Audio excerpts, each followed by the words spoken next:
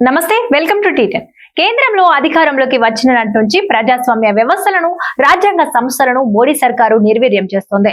చాప కింద నీరులా అన్ని వ్యవస్థల్లోకి చొరబడి వాటిని తమ గుప్పెట్లో పెట్టుకునే యత్నాలను ముమ్మరంగా చేస్తూనే ఉంది. అందుకు సమాధాన భేద దండోపాయాలను సైతం ప్రయోగిస్తోంది. జాతీయ మానవ హక్కుల కమిషన్ ను నిర్వీర్యం చేయడానికి కావలసిన ఏర్పాట్లన్నీ మోడీ ప్రభుత్వం చేస్తూనే ఉంది. ఎన్హెచ్ఆర్సీ ఈ ఏడాది జూన్ 1 నుంచి ఖాళీగా ఉంది. ఇప్పటికైనా సుప్రీంకోర్టు మాజీ న్యాయమూర్తి వి రాజసుబ్రహ్మణ్యం ను చైర్మన్ గా నియమిస్తున్నట్టు కేంద్ర ప్రభుత్వం ప్రకటించింది. దీంతో టెక్నికల్ గా నియామక ప్రక్రియ పూర్తి అయి ఉండవచ్చు. కానీ నియామక పద్ధతి తీవ్ర వివాదమై కూర్చుంది. కేంద్ర ప్రభుత్వం ఏకపక్షంగా నిర్ణయాలు తీసుకోకుండా విస్తృత ఏకాభిప్రాయంతో నియామకాలు చేపట్టడానికి ప్రధానమంత్రి నేతృత్వంలో రాజ్యసభ చైర్మన్, లోక్సభ స్పీకర్, ఉభయ సభల్లో ప్రతిపక్ష నేతలతో ఒక కమిటీ ఉంది. ఉభయ సభల్లో ప్రతిపక్ష నాయకులు సూచించిన పేర్లు కనీసం పరిశీలనకు కూడా నోచుకోలేదు. ప్రభుత్వ ఎంపిక విధానాన్ని తప్పుపడుతూ ఖర్గే, రాహుల్ గాంధీ కమిటీ నిర్ణయాన్ని ఆక్షేపిస్తూ అసమ్మతి పత్రం అందజేశారు. మోడీ అధికారంలోకి వచ్చిన దగ్గర నుంచి వ్యవస్థలన్నింటినీ కేంద్ర ప్రభుత్వానికి దాసోహ సంస్థలుగా మార్చేశారు. కనుక అవన్నీ జీ హుజూర్ సంస్థలుగా తయారయ్యాయి. అంతర్జాతీయంగా భారత మానవ హక్కుల సంఘానికి గుర్తింపే కరువైపోయింది. ఈ గుర్తింపు ఇవ్వటానికి అంతర్జాతీయ కమిటీ అంగీకరించడం లేదు. Global alliance of national human rights institution భారత జాతీయ మానవ హక్కుల సంఘాన్ని గుర్తించాలి.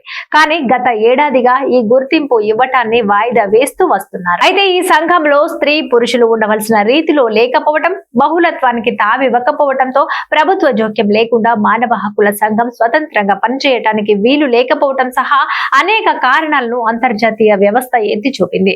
ఈ లోపాన్ని సరిదిద్దుకోవాల్సిన మోడీ ప్రభుత్వం వాటిని తోసిరాజని ప్రతిపక్షాల ప్రతినిధులు సూచించిన పేర్లను దాఖలు చేస్తూ ప్రియాంక కానుంగో, డాక్టర్ జస్టిస్ బిద్యుత్ రంజన్ సారంగులను సభ్యులుగా నియమించింది. దీంతో అంతర్జాతీయ స్థాయిలో మన మానవ హక్కుల కమిషన్ మీద విశ్వాసం నానాటికి దిగజారుతోంది.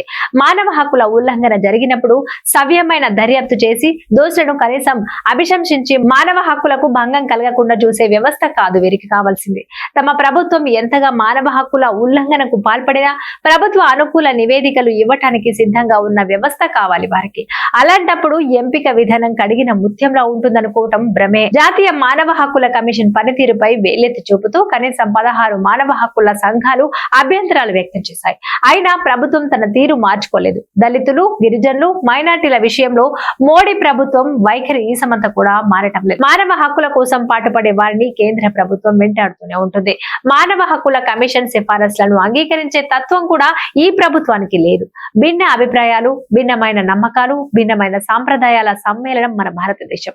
ఎవరి అభిప్రాయాన్నైనా వ్యక్తపరచుకునేందుకు హక్కును కల్పిస్తున్న రాజ్యాంగం ఉన్న దేశం మనది. మరి ఇప్పుడు ఏమైంది ఆలోచనలకు? కారు మబ్బులేవో కమ్మేస్తున్నాయి, క్రమంగా చీకటి తలుపులేవో తెరుచుకుంటున్నాయి. భిన్నాభిప్రాయాలపై దౌర్జన్య కూరలేవో దాడులకు తెగబడుతున్నాయి. ఆలోచనల్లో అంధత్వం తాండవిస్తోంది. సహనపూరిత సహజీవనం దృశ్యం అదృశ్యం అవుతోంది. 75 ఏళ్లుగా నిలుపుకున్న విలువలు నిలువున ధ్వంసమవుతున్న చిత్రం ప్రత్యక్షమవుతోంది. ఈ తరుణంలో మోడీ నియమించిన మానవ హక్కుల కమిషన్ ప్రజల హక్కులను ఏ మేరకు కాపాడుతోంది? కేంద్ర ప్రభుత్వ విధానాలకు వ్యతిరేకంగా ఎవరు మాట్లాడినా వారంతా దేశ ద్రోహులుగా, జాతి వ్యతిరేకులుగా ముద్ర వేస్తూ సామాజిక కార్యకర్తలను, రచయితలను, ప్రతిపక్ష నేతలను జైలు పాల్చేస్తున్నారు. ఒక్క సత్యవాకు విన్నా ఉలికిపాటుకు గురవుతున్న మోడీ సర్కార్ నిర్ణయాలను జీ హుజూర్ సంస్థగా మారిన ఎన్హెచ్ఆర్సీ అసలు ప్రశ్నించగలదా? వ్యవస్థల స్వతంత్రతకు సంఖ్యలు వేసి డెమోక్రసీని నమోక్రసీగా మార్చజూస్తున్న కుతంత్రాల కాలంలో ప్రశ్నించి తను మనుగడ సాధించగలదా?